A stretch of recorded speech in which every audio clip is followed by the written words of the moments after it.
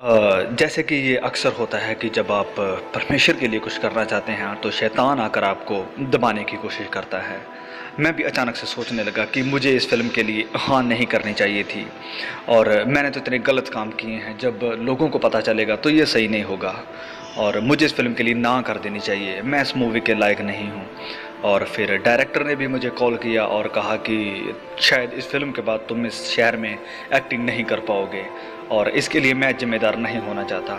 और मुझे भी डर लगने लगा और फिर मुझे एहसास हुआ कि इस काम के लिए परमेश्वर मुझे लेकर आए हैं।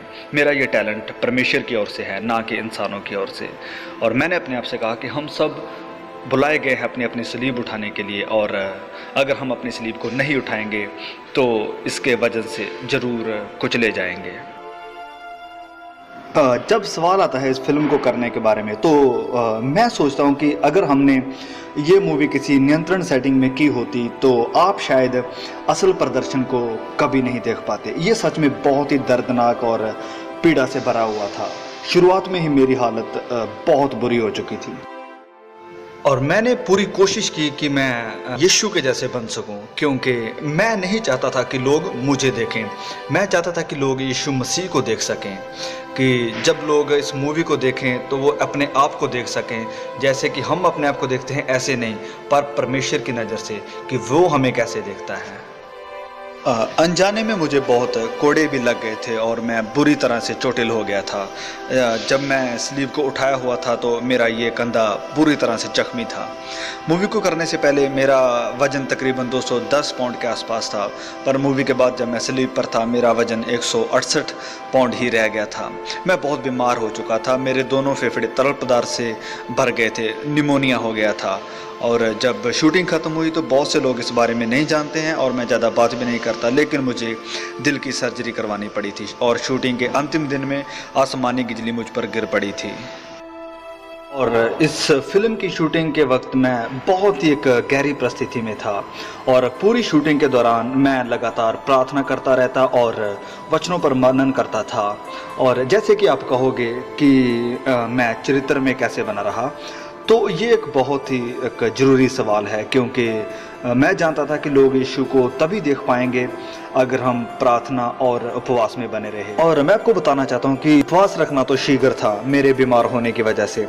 और फिर मूवी के अंत में जब मैं स्लीप पर था तो मेरा पूरा शरीर नीला पड़ गया था। ये कोई मेकअप नहीं था, मेरा शरीर सचमुच नीला पड़ गया था।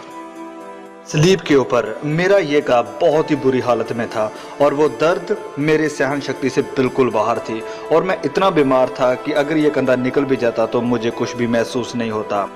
और मेरे दिल में भी मुझे कुछ समस्या महसूस हो रही थी। और फिर जब डॉक्टर ने मशीन लगाकर चेकअप किया तो उसने हमारे डायरेक्टर मेल गिब्सन से कहा कि ये मर सकता है। तो हमारे मेल गिब्सन भी सोचने लगे और फिर मुझसे कहा कि जिम क्या करना है।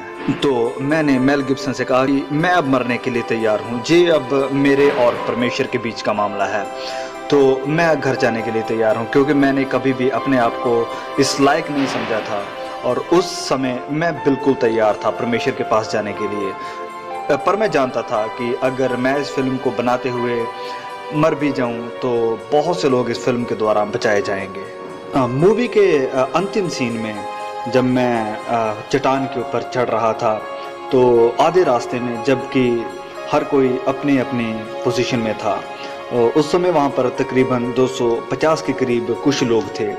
तो रास्ते में ही मुझे एक साया महसूस हुआ। ये एक बुरी आत्मा थी, मुझे भटकाने के लिए कहा कि तुम तो मर रहे हो। तो मैंने कहा कि ये तो एक अच्छी खबर है, क्योंकि मैं जानता हूँ कि मैं अब किसके पास जा रहा हूँ। स्लीप के ऊपर जब मैं तो मुझे सांस लेने में बहुत तकलीफ़ हो रही थी, क्योंकि ये सच्चाई है कि जब स्लीप के ऊपर किसी की मृत्यु होती है तो वो दम घुट के ही होती है। और शारीरिक तौर पर मैं भी इसी तकलीफ़ से जूझ रहा था। शायद हमारा प्रभु चाहता था कि मैं भी उस दर्द को महसूस करूं जो उसने सहन किया था, पर परमेश्वर मुझे संभाल रहा था और मेरा हाथ पकड़े हुए था और वो शायद चाहता था कि तुम कहाँ तक मेरे साथ चल सकते हो। और मैंने कहा कि प्रभु मेरा कतरा कतरा हाजिर है।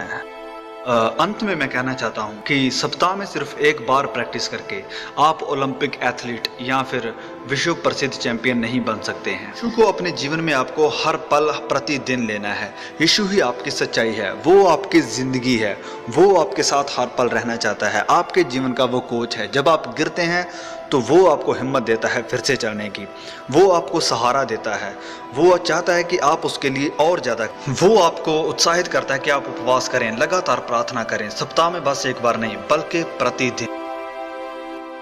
आप में से जितनों ने यीशु को ग्रहण किया है उसे आप दिल में बिठा कर रखें, क्योंकि जब कभी भी आप पाप करते हैं आप उसका इनकार करते हैं। पवित्र बनो जैसे कि आपका बुलाने वाला भी पवित्र है।